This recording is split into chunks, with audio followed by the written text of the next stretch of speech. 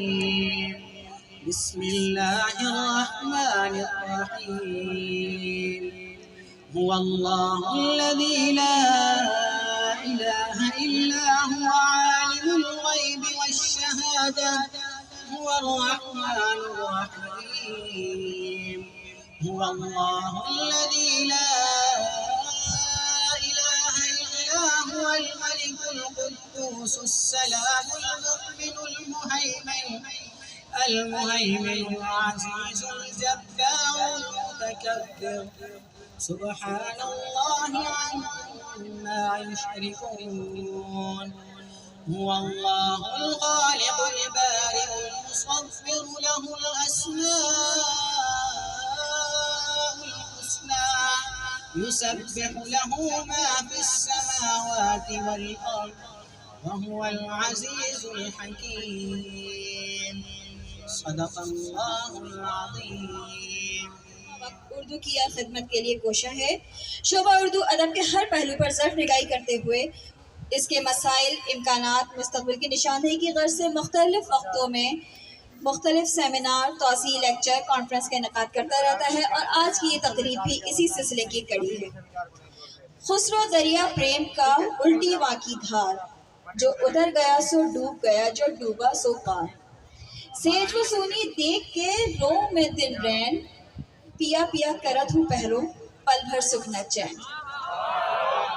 یمین الدولہ ابو الحسن امیر خسرو اردو کے ابتدائی ماجدین میں سے۔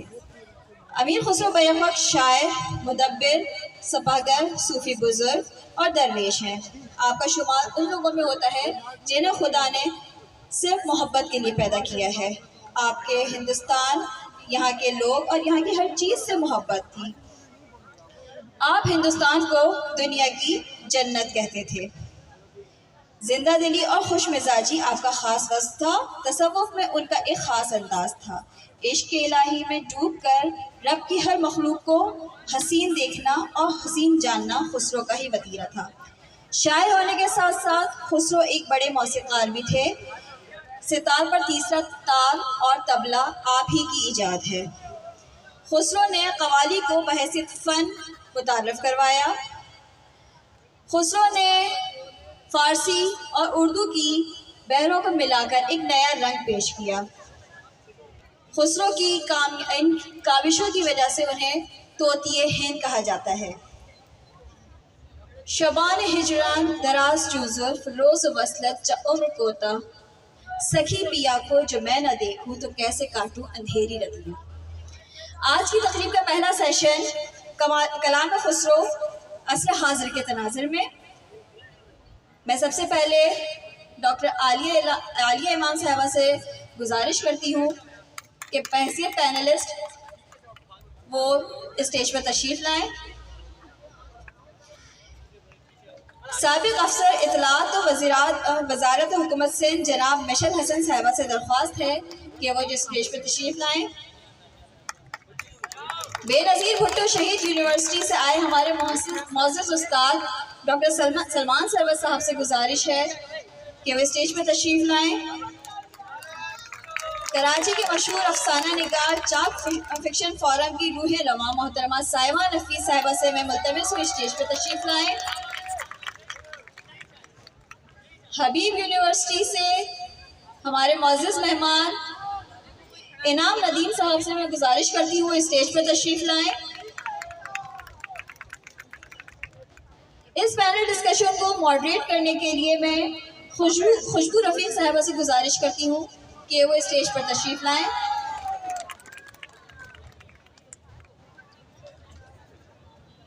آگے بڑھانے کے لیے میں خوشبو رفیق صاحبہ سے گزارش کرتی ہوں کہ پروگرام کو آگے بڑھائیں۔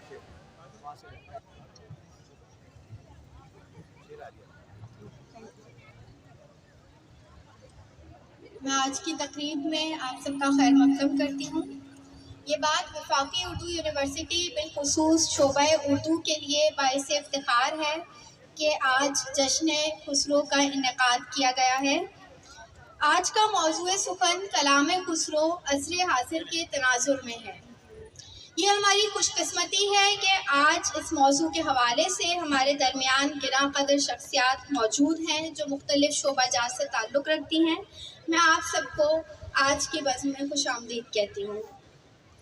امیر خسرو کی زندگی، ان کی شخصیت اور کارناموں کا تذکرہ اس قدر محدود وقت میں ممکن تو نہیں، تاہم ہم یہ کوشش کریں گے کہ اس مختصر سے وقت کو زیادہ سے زیادہ کارآمد بنائیں۔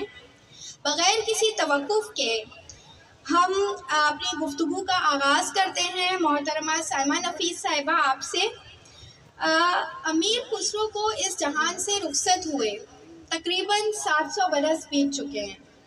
اب آج کل کا جو نوجوان، یہاں پر جو نوجوان نسل موجود ہے، یہ آرٹیفیشل انٹیلیجنس کے دور کے بچے ہیں، تو یہ اس دور کے کلام کو، اس دور کی روایات کو آج کے دور سے کیسے ہم آہنگ کریں گے، اس پر اگر آپ تھوڑی روشنی ڈالیے۔ سب سے پہلے تو پنڈال میں موجود نوجوان نسل کو امیر خسرو کے حوالے سے دیکھ کر بہت خوشی ہو رہی ہے، اور اگر آپ سب لوگ اپنے لیے کلیپ کر دیں تو بہت شکریہ۔ امیر خسرو جو ہے آج سے 700 سال 750 سال پہلے کی شخصیت، اور ایسی شخصیت جب نہ تو سوشل میڈیا تھا، نہ آرٹیفیشل انٹیلیجنس تھا، اور نہ ہی اتنی سائنس نے ترقی کی تھی۔ اس زمانے میں اگر ایک ایسا شخص دنیا میں آتا ہے جو کہ جب ساز کی بات ہوتی ہے تو سارنگی میں تیسرا سر پیدا کر دیتا ہے، جب طبلے کی بات ہوتی ہے، طبلہ اس وقت تک نہیں تھا، انہوں نے ایک طبلہ بھی اس کے بانی بھی وہی ہیں، پھر جب لفظوں سے کھیلتے ہیں تو ان کو اردو کا پہلا شعر گو شاعر بھی کہہ دیا جاتا ہے، اور اس کے بعد وہ صوفیزم میں جاتے ہیں تو وہاں پر بھی نظام الدین اولیاء ان کے بارے میں فرماتے ہیں کہ جب اللہ مجھ سے پوچھے گا کہ دنیا سے کیا لائے تو میں کہوں گا کہ میں امیر خسرو کو لے کے آیا۔ امیر خسرو اگر آج کل کے جو حالات ہیں اس تناظر میں نہ دیکھا جائے تو امیر ان کو اس زمانے کی فوج سے ملا ہوا لقب تھا کہ وہ ایک اچھے فوجی جرنیل بھی رہے، انہوں نے بہت خدمات انجام دی، اور اسی طرح ان کو اوپر وہ جیسے انہوں نے ابھی تعارف میں بھی بتایا کہ امیر خسرو وہ شخصیت تھے جو کہ شاید محبت کے لیے پیدا ہوئے تھے، اور محبت کے لیے صرف وہی لوگ پیدا ہوتے ہیں جو کہ اللہ کی تقسیم پر راضی رہتے ہیں۔ وہ اس چیز پر بحث کرنے کے بجائے جو کچھ ان کے پاس ہوتا ہے اسی پہ قناعت رکھتے ہیں اور اسی میں خوشی تلاش کر لیتے ہیں، اور پھر خوشی خود بخود ان کے ہم رکاب ہو جاتی ہے۔ امیر خسرو نے جب اگر اس کی بات کریں کہ انہوں نے پہیلیاں دیں، آج کل آرٹیفیشل انٹیلیجنس کی بات ہے، تو یہ کوئی ایسی بات نہیں ہے کہ ایک دم سے دنیا میں آرٹیفیشل انٹیلیجنس کا ایرا آ گیا۔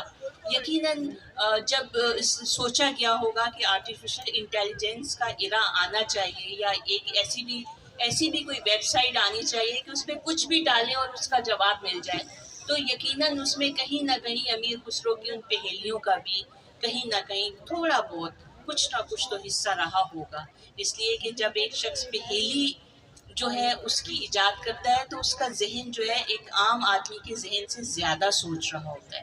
اسی طرح موسیقی ہے، اسی طرح ساز ہیں، اور آج کل کے تناظر میں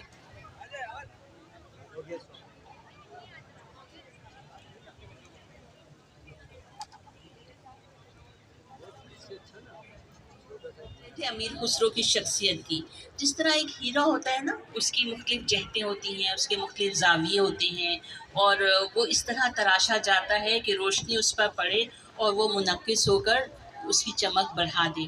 تو اسی طرح امیر خسرو کی شخصیت بھی تھی، جب ہم انہیں دیکھتے ہیں کہ وہ ساز بنا رہے ہیں تو وہ ساز آج تک موسیقی میں سے آپ طبلے کو مائنس نہیں کر سکتے،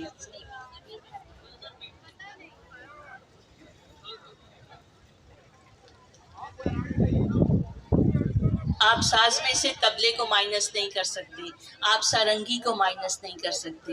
آپ اگر راگ کی بات کریں تو راگ درپن، جو راگ درپن سمجھنے والے لوگ ہیں یا جو اس کو چاہنے والے لوگ ہیں، آپ راگ درپن کو فراموش نہیں کر سکتے۔ تو اور سب سے پہلی بات تو ہے زبان کی، کہ انہوں نے ہندی اور اردو زبان پر اتنا کام کیا کہ یہ دونوں زبانوں کی ہی وجہ سے ہندوستان اور پاکستان دونوں میں ہی یہ کہا جاتا ہے کہ امیر خسرو ہمارے ہیں۔ میرے دوسرے پینلسٹ بھی بیٹھے ہوئے ہیں، اور میں چاہوں گی کہ میں اپنی گفتگو کو یہیں پہ سمیٹ لوں اور ان لوگوں کو موقع دوں۔ بہت شکریہ۔ بہت شکریہ سائمہ صاحبہ۔ جیسا کہ محترمہ سائمہ صاحبہ نے کہا کہ امیر خسرو ایک ہمہ جہت شخصیت کا نام ہے۔ ہم نظم کی بات کریں، نثر کی بات کریں، موسیقی کی بات کریں، ہر حوالے سے ان کا ایک جداگانہ اور بہت نمایاں مقام ہے۔ میرا اگلا سوال جناب سلمان سرور صاحب آپ سے ہے کہ شاعری ہی میں ہی انہوں نے مختلف اصناف پر کام کیا ہے، جیسے ابھی پہیلیوں کی بھی بات ہوئی۔ اس کے علاوہ ان کی شخصیت کے اتنے پہلو ہیں، تو آپ بحیثیت مجموعی ان کی شاعری اور شخصیت کے کس پہلو سے سب سے زیادہ متاثر ہیں؟ بہت شکریہ خوشبو، اور تمام حاضرین کو آداب۔ سب سے پہلے تو میں مبارکباد دینا چاہوں گا فیڈرل اردو یونیورسٹی اور اس کے شعبہ اردو کو، اور کہ انہوں نے ایسی نابغہ روزگار شخصیت، ایسی ہمہ جہت شخصیت امیر خسرو پر ایک سیمینار کا اہتمام کیا، کیونکہ امیر خسرو پر ابھی بہت کام ہونا باقی ہے۔ ان کا جشن 1970 کی دہائی میں منایا گیا، اس پر اس وقت بڑے کام ہوئے، لیکن مختلف جسے کہنا چاہیے تحقیقوں میں یہ آیا ہے کہ تقریباً 5 لاکھ کے قریب ان کے اشعار ہیں، ترکی، فارسی اور جو اردو ہے، 5 ان کے جو ہیں وہ دیوان ہیں، لیکن جو اردو کا کلام ہے وہ غیر مدون ہے۔ وہ جو مختلف شعراء ہیں ان کے تذکروں میں ہمیں ملتا ہے، اور اس کے علاوہ جو ہے سینہ بسینہ ان کی بہت سارے گیت اور غزلیں جو ہیں وہ چلی آ رہی ہیں۔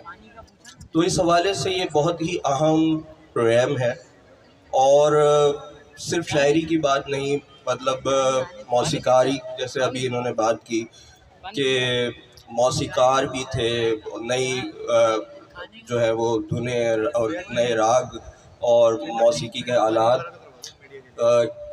اس کے علاوہ صوفی بھی ہم ان کو کہہ سکتے ہیں ایک حوالے سے، ایک صاحب علم، اس وقت کے جو مروجہ علوم تھے تو اس پر گفتگو کرنا، دربار میں ہیں تو اس حوالے سے، عوام میں ہیں تو ایک بہت ہی خوش مزاج اور بڑی جسے کہنا چاہیے پرجوش ایک شخصیت۔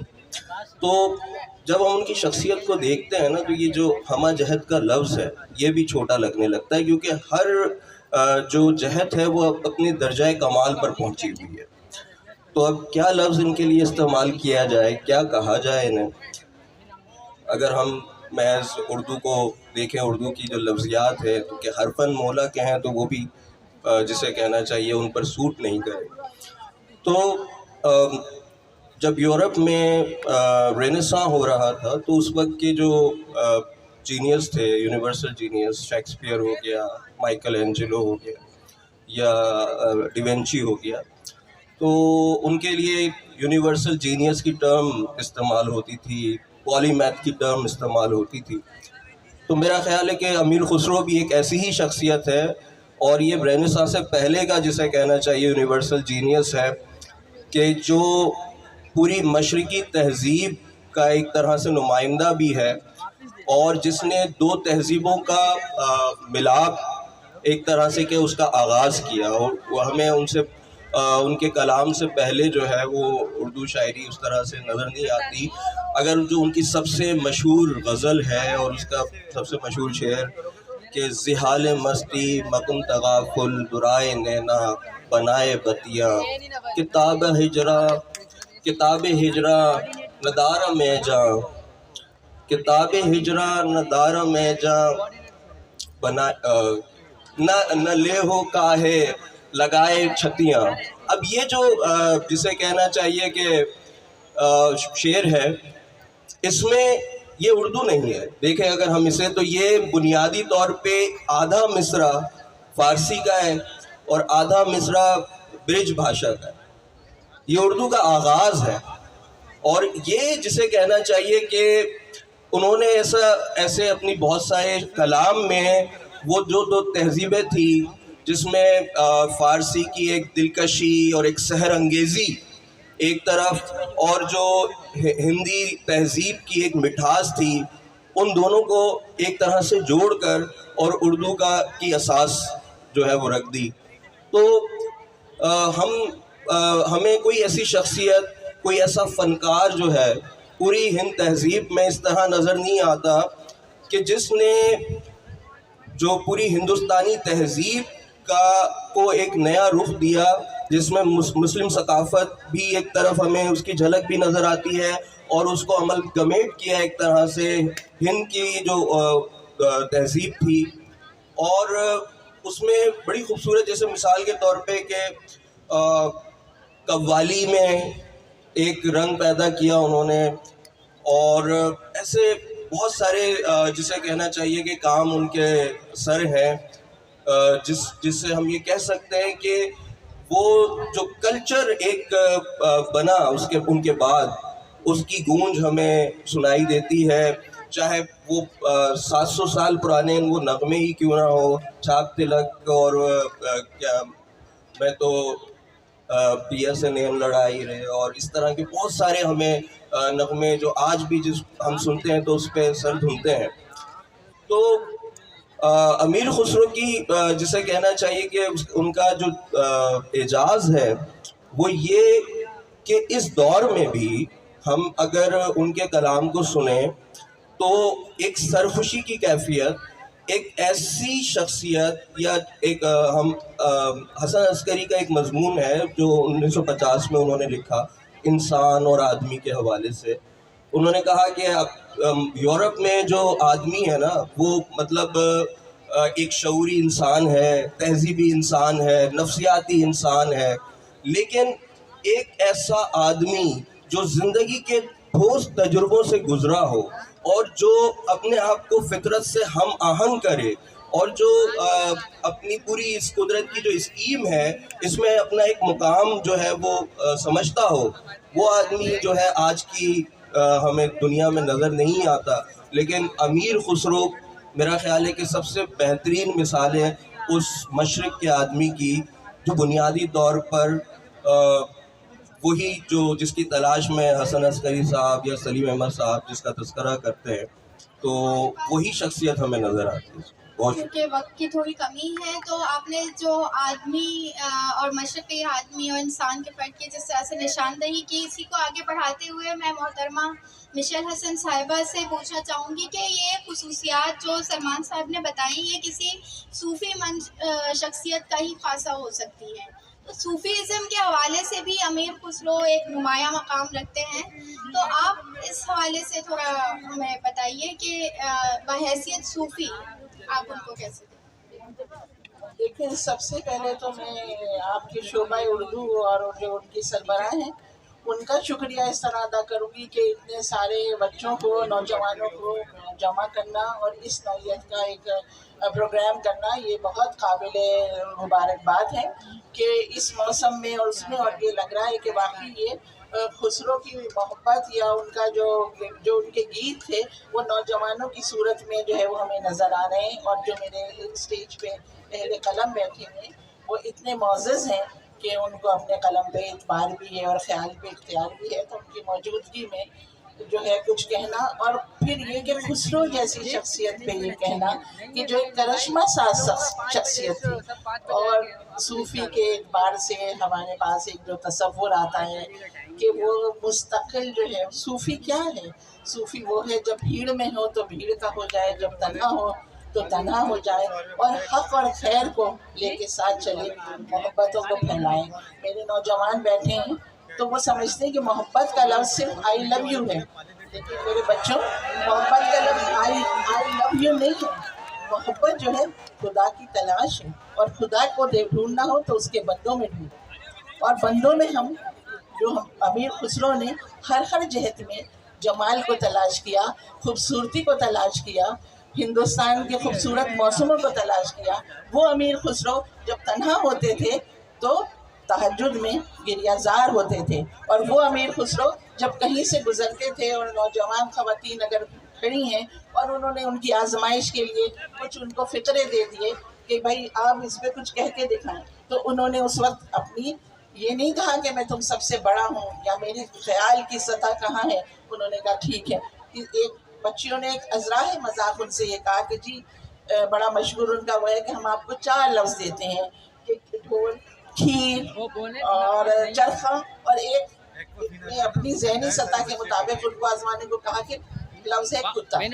तो आप उस सूफी की असमत को देखिए कि उसने कहा कि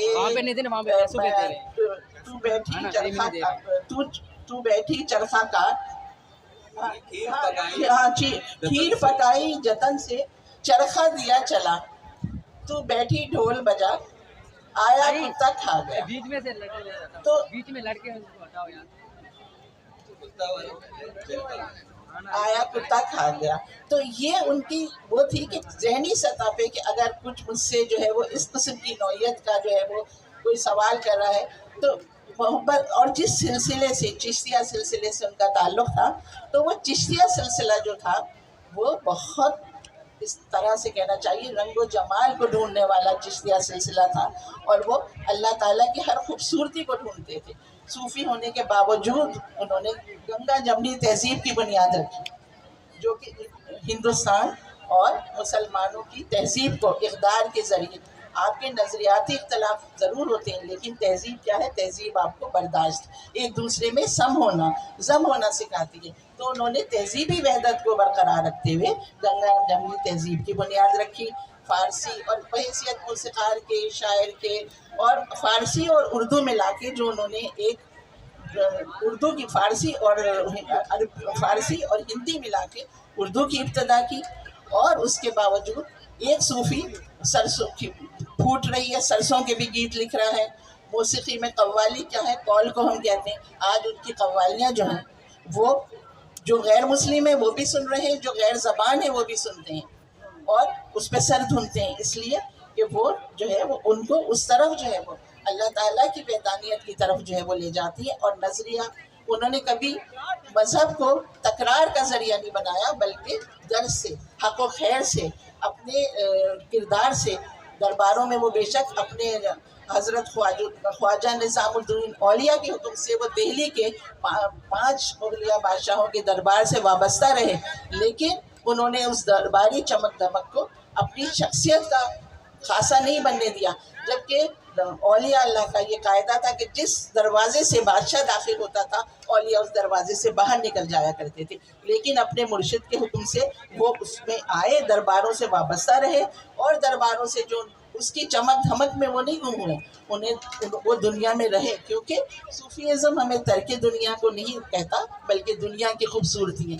दुनिया की खूबसूरती, उन्होंने बसंत के त्यौहार की इब्तिदा क्यों पड़ी कि ख्वाजा निज़ामुद्दीन औलिया साहब अपने भांजे की इंतकाल के बाद बहुत परेशान थे और उदास थे, तो हज़रत अमीर खुसरो ने पीला लिबास बना के और उनकी खुशनुदी के लिए वो लोग गए और उन्होंने वो गीत गाए। उसके बाद से जो है वो बसंत का त्यौहार मनाया गया। बर्दाश्त और मुकालमा, मेरे नौजवानों, मुकालमे की हमें वो ख़त्म हो गई है। ज़बान जो है वो हमारी जो है वो हमने ज़बान का एहतराम करना छोड़ दिया है, हमने तमद्दुन का एहतराम करना छोड़ दिया है। पूरी दुनिया इस वक्त जो एक आलमी इंतशार का शिकार है, जंगी जुनून का शिकार है, उसमें अदम बर्दाश्त। आप अपने सर मुख्तलिफ रखें, अपने जहन मुख्तलिफ रखें, लेकिन अपने कदम में ला के चलें। और मोहब्बत मैं का नाम नहीं है, मोहब्बत की इब्तिदा हमसे होती है। तो मुकालमा, बर्दाश्त, सब्र और ज़बान का ख्याल जो है उनका उन्होंने दर्स दिया, और उसके साथ साथ दुनिया को भी ये दिखाया कि सूफीज़्म का मतलब तारीख़ दुनिया नहीं बल्कि खुशी तलाश करना है, और उनकी शख्सियत में आपको हर पहलू खुशी का नज़र आएगा। बिल्कुल, जैसे मैडम आपने मोहब्बत की बात की, तो इश्क़ मजाजी और इश्क़ हकीकी हर दो हवाले से अगर अमीर खुसरो की शख्सियत का तज़किरा किया जाए तो मौसीकी के ज़िक्र के बग़ैर बिल्कुल अधूरा मालूम होता है। जनाब इनाम नदीम साहब हमारे साथ मौजूद हैं। चूँकि आपको ख़ुद भी क्लासी मौसीकी से शगफ़ रहा है और आपकी काफ़ी तहरीरें हैं इस हवाले से, हम ये जानना चाहेंगे कि खुसरो के नाम से नए नए रागनियाँ, साज, इनकी ईजाद का सहरा अमीर खुसरो के सर जाता है। तो क्या ये कहा जा सकता है कि मौजूदा हिंदुस्तानी क्लासी मौसीकी जो है इसकी दाग बेल ही अमीर खुसरो ने रखी है? बहुत बहुत शुक्रिया आपका, और मैं मुबारकबाद पेश करता हूँ इंतज़ामिया को जिन्होंने ये तकरीब, ये जलसा आज यहाँ रखा। बहुत अहम मौजू है अमीर खुसरो का। उनकी शख्सियत हमारे तारीख़ में, हम जब 700 साल या 750 साल की बात करते हैं तो ये बात बड़ी मानी ख़ेज़ है कि इन 700 या 750 सालों में अमीर खुसरो से बढ़कर साहिब कमाल आदमी हमारी तारीख़ में नहीं है। अगर आप देखिए कि आपको बड़े बड़े शायर ज़रूर मिल जाएंगे, खुदा सुखन मीर हैं, और उनके बाद भी एक लंबी फहरिस्त है। इसी तरह से बहुत बड़े मौसीक़ार और गवैये और फ़लसफ़ी और मुनज्जिम। लेकिन अमीर खुसरो की एक शख्सियत में कई शख्सियतें जमा हो गई, और ये बात बड़ी ही कमाल की है कि वो सारी ही बड़ी शख्सियत हैं। मसलन अगर वो बड़े फ़ारसी के शायर हैं तो उसमें वो महज शायर फ़ारसी के नहीं हैं, बल्कि वो एक बड़े शायर हैं। इसी तरह से जो उनकी मौसीक़ी दानी है, उनका जो इल्म नजूम है, उनका जो तसव्वुफ़ है, या और जो उनके शोबे हैं, जिस तरह वो सियासत में भी बहुत हद तक उनका दाखिल रहा, उस ज़माने की वो तारीख़ उन्होंने भी लिखी। तो ये सारी जिहाद जो हैं ये अपनी जगह पर बहुत कमाल की हैं। आपने जो सवाल पूछा उनकी मौसीक़ी के हवाले से, तो ये बात याद रखनी चाहिए कि इल्म का रास्ता तहक़ीक़ से आगे चलता है, तहक़ीक़ से बढ़ता है। हम जिन लोगों को पसंद करते हैं, जो हमें अज़ीज़ होते हैं, बाज़ दफ़ा मज़हबी हस्तियाँ भी, हम गुलू से बहुत काम लेते हैं, हम बहुत तारीफ़ में बढ़ा चढ़ा कर बहुत, क्योंकि हम उनको पसंद करते हैं, और कभी कभी हम सोचते हैं कि तारीफ़ करने में कोई हर्ज भी नहीं है। लेकिन मुझे ऐसा लगता है कि तहक़ीक़ का मामला मुख्तलिफ है।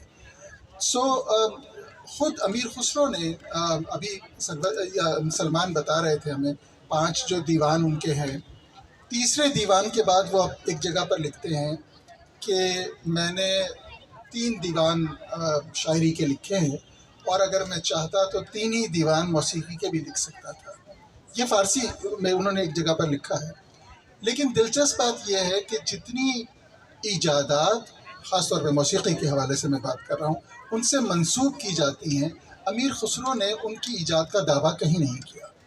जबकि ये बात बड़ी मानी ख़ेज़ है कि उन्होंने शायरी में जो उनके कमालात थे उनका दावा जा बजा किया है वो। लेकिन जो चीज़ें हम उनसे मंसूब समझते हैं, तहक़ीक़ हमें बताती है कि उसका सुराग बहुत कहीं बाद में हमको जाकर मिलता है। हद तो ये है कि हम बड़ी आसानी से उंगली पकड़ के उर्दू ज़ुबान की इब्तिदा का भी मामला वहाँ उनसे जोड़ देते हैं। उर्दू, ये तालिब इल्म बैठे हैं और मैं ये सब्जेक्ट पढ़ाता हूँ एक यूनिवर्सिटी में। इस ज़ुबान की हम जानते हैं कि अदबी तारीख़ 300 साढ़े 300 बरस पुरानी है। अमीर खुसरो की शख्सियत तो 700 बरस पुरानी है। जिस ज़ुबान को आज हम उर्दू कहते हैं वो कभी उर्दू थी नहीं, और उर्दू का लफ्ज़ ज़ुबान के तौर पर पहली बार 1660 में इस्तेमाल किया गया।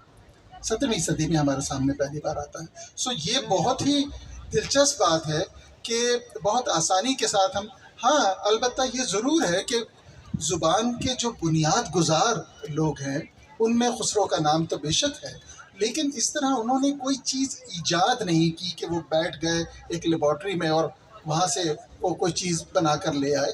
बहुत आसानी के साथ फारसी और उर्दू को लाके जो है, देखिए जो मकामी ज़ुबानें हैं, बुनियादी सोर्स तो वो है फ़ारसी। जैसे आज बच्चे कोई एक फ़िक्रा भी उर्दू में पूरा नहीं बोल पाते, उसमें कहीं ना कहीं लफ्ज़ अंग्रेज़ी का इस्तेमाल करते हैं। तो उस ज़माने में तुर्की और फ़ारसी और अरबी اسی طرح سے زبان کو انرچ کرنے کے لیے، ثروتمند کرنے کے لیے استعمال کی جاتی تھی. رفتہ رفتہ اس کی شکل اور بنی، وہ ایک اور موضوع ہے. لیکن خسرو کے سے جو جن ایجادات کو یا جن راگوں کو ہم منسوب کرتے ہیں، اس کا کوئی دعویٰ خسرو نے اپنی کسی تصنیف میں نہیں کیا. حتیٰ کہ جو پہلا سورس ہم کو ملتا ہے، مثلا راگ درپن جو کتاب ہے ایک بہت مشہور، اور امیر فقیر اللہ سیف خان اس کے مصنف تھے، اور یہ اورنگزیب کے زمانے کے لکھنے والے تھے یہ صاحب. انہوں نے پہلی بار خسرو سے یہ چیز منسوب کی. آپ اس بات سے اندازہ لگا سکتے ہیں کہ خسرو کا زمانہ اور اس کے بعد اورنگزیب کا زمانہ، بیچ میں کئی 100 برس موجود ہیں، اور بغیر کسی اس کے بعد بھی ہوتا یہ ہے. دیکھیے خسرو، میں نے جیسا کہ پہلے عرض کیا کہ وہ صرف ایک شاعر یا صرف ایک موسیقار تو نہیں تھے، وہ ایک صوفی شخصیت بھی تھے. صوفیہ کے ہاں یہ چلن بہت عام ہے کہ جو آپ کا مرشد ہوتا ہے، مرید اپنا سب کچھ اس پر نثار کر دیتا ہے. اس کی ایک مثال میں آپ کو دوں، اگر آپ کو یاد ہو، رومی نے اپنے مرشد شمس تبریز، رومی کا جو دیوان ہے غزلوں کا، اس دیوان کا نام ہے دیوان شمس تبریز. یہ کیسی عجیب بات ہے، وہ کلام تو رومی کا ہے، شمس کی تو شاعری ہمیں ملتی ہی نہیں، لیکن انہوں نے اس کتاب کا نام رکھا دیوان شمس تبریز. جو چیزیں آپ تک خسرو کے نام سے پہنچی ہیں، وہ خسرو کے عقیدت مندوں کی ہیں، اور وہ بہت بعد کی ہیں. وہ زبان ہی ہمیں بتا رہی ہے کہ یہ زبان خسرو کے زمانے میں ہو ہی نہیں سکتی تھی. ہم زبان کے طالب علم ہیں، ہم جانتے ہیں کہ یہ زبان کیسے شروع ہوئی، اور زبان کس طرح سے لڑکھڑاتی ہوئی چلتی آئی، اور کیسے ریفائن ہوتی چلی گئی، کیسے متروک ہوتے چلے گئے لفظ اور زبان. سکھی پیا کو جو میں نہ دیکھوں تو کیسے کاٹوں، اتنا رواں دواں سبک مصرع 750 برس پہلے اگر موجود تھا تو زبان تو قائم ہو چکی تھی. ایسا ہرگز نہیں ہے. یہ ساری چیزیں خسرو سے منسوب کی جاتی ہیں، اور شاید محبت کے لیے، عقیدت کے لیے. پھر خسرو تو گانے والوں کے مرغوب رہے ہیں ہمیشہ سے، اور گانے کا ایک طریقہ یہ ہے کہ اس میں ٹکڑے اور پیوند لگا دیے جاتے ہیں، بعض دفعہ خود بھی شعر اس میں شامل کر دیے جاتے ہیں. تو خسرو کے ساتھ بالکل، یہ ہم معاملہ جیسے قوالیوں میں بھی دیکھتے ہیں کہ اگر آپ اسی کے ہی 2-3 ورژن بھی سنیں تو اس میں اشعار تبدیل ہو جاتے کوئی ہیں، جو کاپی کہ رائٹ تو ہوتے نہیں ہیں، جی، شاعروں کی کاپی رائٹ تو بالکل، ہوتے نہیں ہیں، جس کی مرضی آتی ہے اس میں چیز شامل اس کر میں دیتا ہے. شامل ہو جاتی ہے.